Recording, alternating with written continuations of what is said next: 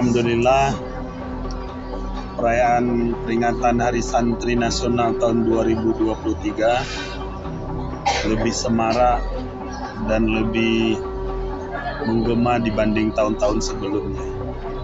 Tema tahun ini diangkat adalah Jihad Santri Jayakan Negeri, dan kami mengucapkan terima kasih untuk semua pihak yang telah menyukseskan peringatan Hari Santri.